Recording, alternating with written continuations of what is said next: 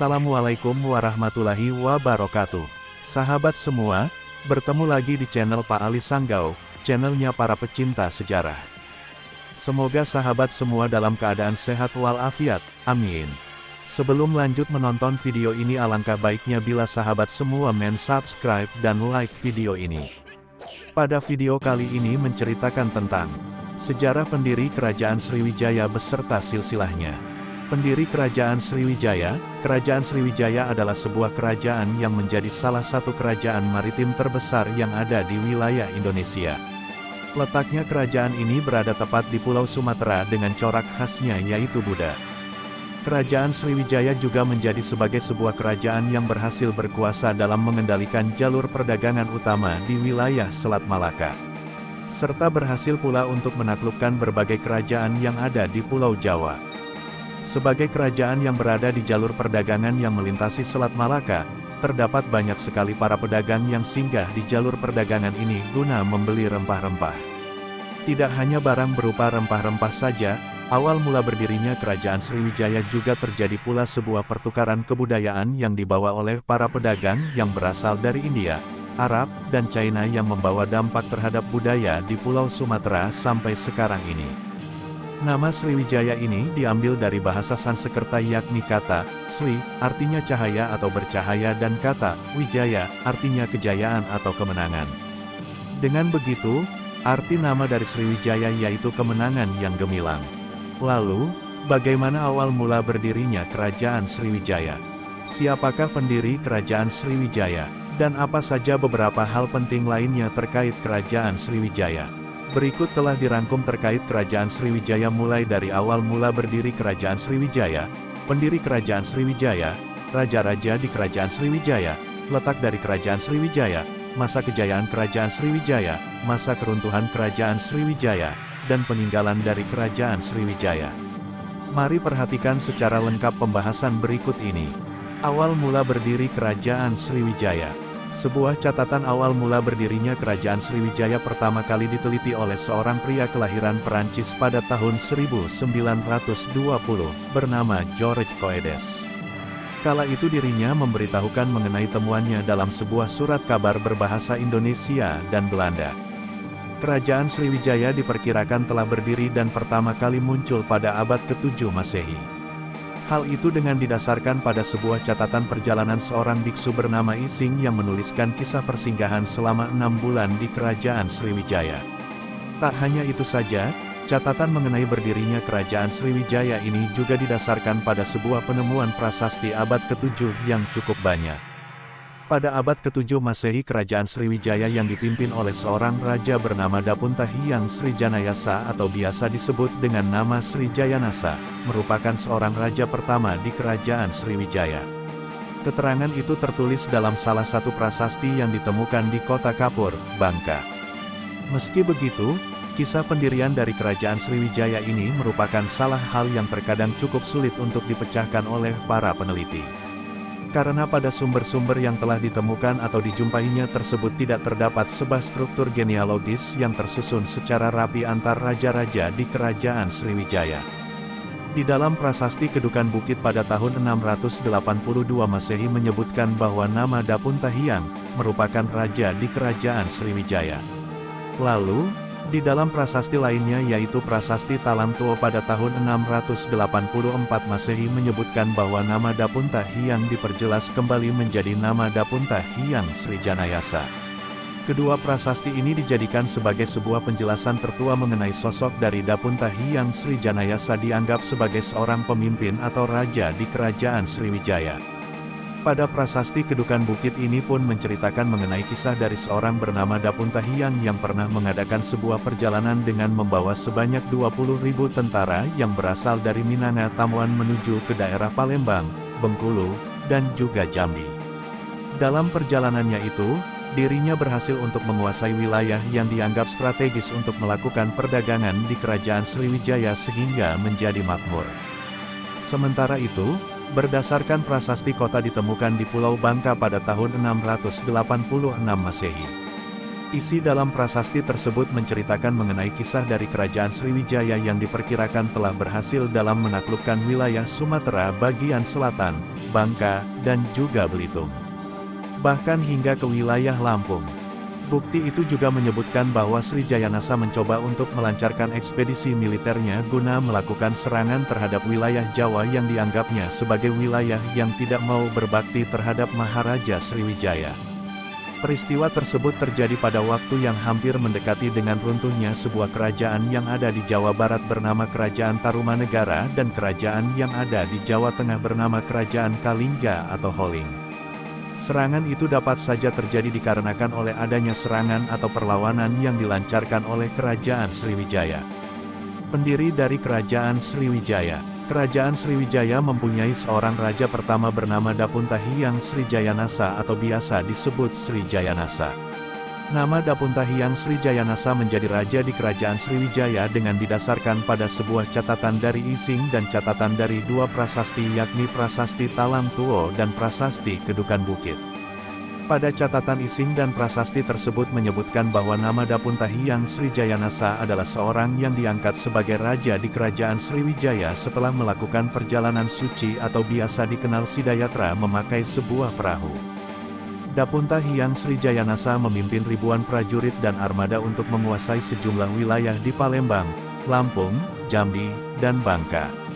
Sejumlah catatan lain pun menyebutkan bahwa Dapunta Hyang juga sempat mencoba untuk melakukan penyerangan terhadap kerajaan yang ada di Pulau Jawa. Raja-raja di Kerajaan Sriwijaya. Seperti yang telah disampaikan pada pembahasan di atas bahwa struktur genealogis raja-raja di Sriwijaya banyak yang terputus dan hanya didukung oleh beberapa bukti yang dianggap kurang kuat. Berikut merupakan nama raja-raja di Kerajaan Sriwijaya yang telah disepakati oleh sejumlah para ahli sesudah masa kekuasaan dari Dapunta Hyang Srijayanasa. Di antaranya yaitu Sri Indrawarman, Raja Daranindra, Raja Samaratungga, Rakai Pikatan, Balaputra Dewa, Sri Udayaditya Warman, Sri Culamani Warman atau Cudamani Warman, Sri Marawijaya Tunggawarman, Sri Sangramawijaya Tunggawarman. Letak dari Kerajaan Sriwijaya. Letak pasti dari Kerajaan Sriwijaya sampai sekarang ini masih menjadi perdebatan. Akan tetapi, sebuah pendapat yang dikemukakan oleh seorang bernama Gekoedes di tahun 1918 menyebutkan bahwa pusat Kerajaan Sriwijaya berada di wilayah Palembang. Hingga sekarang ini, wilayah Palembang masih dianggap sebagai pusat pemerintahan Kerajaan Sriwijaya. Sejumlah para ahli juga menyimpulkan bahwa Sriwijaya dengan coraknya yakni maritim mempunyai kebiasaan dalam berpindah-pindah pusat kekuasaan. Karena terdapat sejumlah ahli yang menyimpulkan bahwa Sriwijaya berpusat di wilayah Kedah, setelah itu Muara Takus, sampai disebutkan pula kota Jambi. Namun sebuah penelitian baru yang dilakukan oleh Universitas Indonesia di tahun 2013 menemukan bahwa terdapat sejumlah situs candi dengan corak Buddha di wilayah Muaro Jambi. Runtuhnya candi tersebut diperkirakan menjadi tempat tinggal dari para cendekiawan Buddha. Pada dahulu kala, Kerajaan Sriwijaya banyak menampung biksu Buddha dan para cendekiawan. Masa kejayaan Kerajaan Sriwijaya. Masa kejayaan Kerajaan Sriwijaya berada ketika masa pemerintahan Balaputra Dewa. Saat itu, Kerajaan Sriwijaya banyak berhasil menguasai jalur perdagangan yang strategis dan beberapa kerajaan lainnya. Kekuasaan dan pengaruh Kerajaan Sriwijaya pun telah mencapai ke wilayah Thailand dan Kamboja. Hal itu tampak pada Pagoda Boromtat yang memiliki gaya arsitektur Sriwijaya yang berada di Chaiya, Thailand. Letaknya yang berada di jalur perdagangan menjadikan Sriwijaya mudah untuk menjual hasil alam, misalnya kapur barus, cengkih, kayu gaharu, kayu cendana, kapulaga, dan pala. Raja Balaputra Dewa dianggap sebagai seorang raja yang membawa Kerajaan Sriwijaya mencapai puncak kejayaan di abad ke-8 dan ke-9. Akan tetapi, pada dasarnya Kerajaan Sriwijaya mengalami masa kekuasaan yang jaya hingga ke generasi Sri Marawijaya. Hal itu dikarenakan raja-raja sesudah Sri Marawijaya telah disibukkan oleh peperangan melawan Pulau Jawa di tahun 922 Masehi dan 1016 Masehi. Kemudian, dilanjutkan dengan perlawanan menghadapi Kerajaan Kola di tahun 1017 sampai tahun 1025 Masehi. Raja Sri Sangramawijaya berhasil ditawan. Pada masa pemerintahan Balaputradewa hingga dengan Sri Marawijaya, Kerajaan Sriwijaya berhasil menaklukkan Selat Malaka yang menjadi jalur utama perdagangan antara Cina dan India. Tak hanya itu saja, seperti yang dikutip dari buku Mengenal Kerajaan-Kerajaan Nusantara karya dari Denny Prasetyo, menceritakan bahwa mereka berhasil memperluas kekuasaan sampai ke wilayah Jawa Barat, Bangka, Kalimantan Barat, Singapura, Malaysia, dan Thailand bagian selatan. Guna menjaga keamanan tersebut, Kerajaan Sriwijaya membangun sejumlah armada laut yang cukup kuat. Dengan tujuan agar kapal asing yang hendak melakukan perdagangan di Sriwijaya merasa aman dari adanya gangguan perompak. Sampai lambat laun, Sriwijaya berkembang sebagai negara maritim yang sangat kuat. Masa keruntuhan Kerajaan Sriwijaya. Seiring pergantian dari kepemimpinan Kerajaan Sriwijaya yang mulai banyak mendapatkan serangan dari berbagai kerajaan, khususnya adalah kerajaan di Pulau Jawa. Terdapat serangan dari Kerajaan Medang yang berada di Jawa Timur. Serangan itu merupakan salah satu serangan gencar dari Pulau Jawa. Selain itu, Kerajaan Sriwijaya pun menerima serangan bertubi-tubi dari Kerajaan Kola hingga melemahkan kekuasaan di Selat Malaka dan secara perlahan berhasil menguasai daerah kekuasaan lain di Sriwijaya. Kebesaran Kerajaan Sriwijaya kini mulai mengalami kemunduran pada abad ke-11 Masehi. Pada masa itu, berawal dari adanya serangan besar-besaran yang dilakukan oleh seorang raja bernama Rajendra Koladewa dari Kerajaan Kola yang berhasil menaklukkan salah satu raja di Kerajaan Sriwijaya. Dilansir dari buku sejarah karya dari Nana Supriyatna, menceritakan bahwa pada abad ke-13 Masehi salah satu kerajaan taklukan Sriwijaya yakni Kerajaan Malayu, berhasil ditaklukkan oleh Kerajaan Singasari, merupakan kerajaan dari Jawa dengan pemimpin bernama Kertanegara. Lewat sebuah ekspedisi Pamalayu, Kertanegara berhasil untuk menjalin hubungan yang baik terhadap Kerajaan Malayu.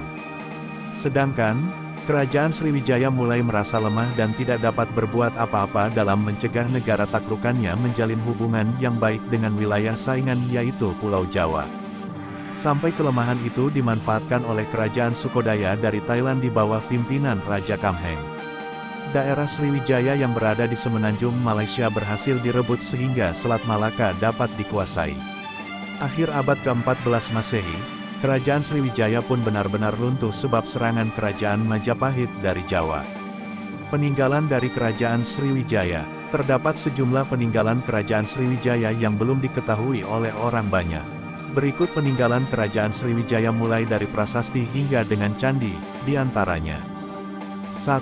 Prasasti Kedukan Bukit. Peninggalan Kerajaan Sriwijaya yang pertama ini yaitu Prasasti Kedukan Bukit.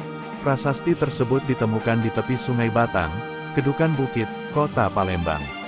Pada prasasti itu terdapat angka tahun yakni 686 Masehi yang ditulis menggunakan huruf Palawa dan bahasa Sanskerta. Di dalam prasasti Kedukan Bukit berisi ungkapan mengenai Dapun Tahiang yang menaiki perahu dan mengisahkan mengenai kemenangan Sriwijaya.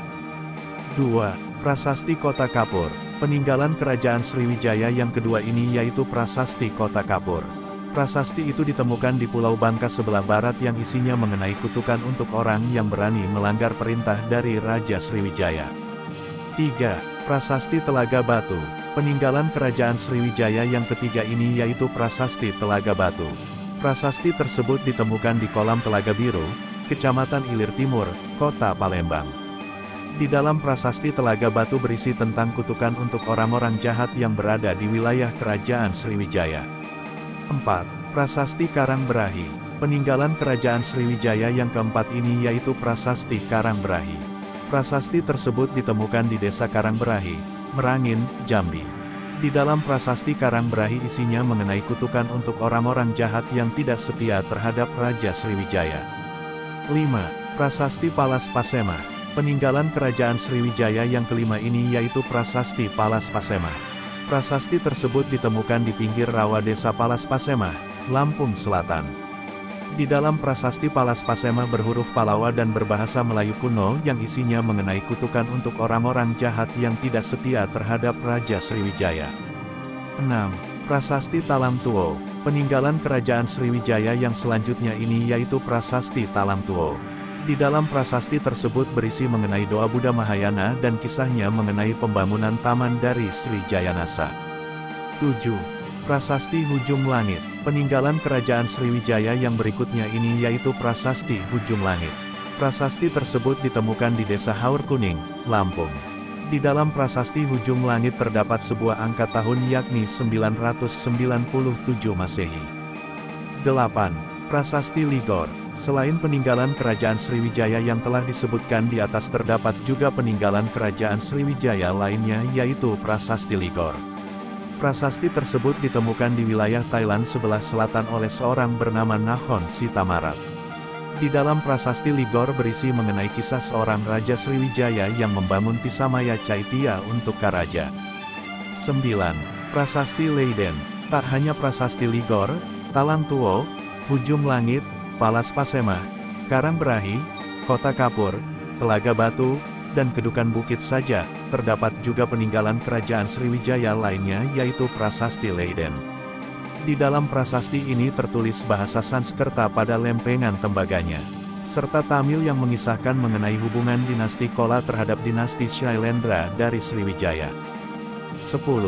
Candi Muara Takus. Peninggalan Kerajaan Sriwijaya tidak hanya memiliki peninggalan berupa prasastinya yang cukup banyak tetapi juga memiliki candi. Terdapat peninggalan Kerajaan Sriwijaya berupa candi yang bernama Muara Takus. Candi ini ditemukan di Desa Muara Takus, Kabupaten Kampar, Provinsi Riau. Candi Muara Takus mempunyai corak Buddha yang khas dengan beberapa susunan stupa. Di dalam halaman candi ini pun terdapat candi dengan nama Candi Bungsu, Candi Sulung, Stupa Palangka, dan Stupa Mahligai. Demikian pembahasan mengenai Kerajaan Sriwijaya mulai dari awal mula berdiri Kerajaan Sriwijaya, pendiri Kerajaan Sriwijaya, raja-raja di Kerajaan Sriwijaya, letak dari Kerajaan Sriwijaya, masa kejayaan Kerajaan Sriwijaya, masa keruntuhan Kerajaan Sriwijaya, dan peninggalan dari Kerajaan Sriwijaya. Semoga pembahasan tersebut dapat memberikan wawasan pengetahuan dan manfaat bagi para sahabat. Terima kasih sudah menonton video ini. Semoga video ini bermanfaat untuk sahabat para pecinta sejarah. Sampai jumpa di video selanjutnya. Assalamualaikum warahmatullahi wabarakatuh.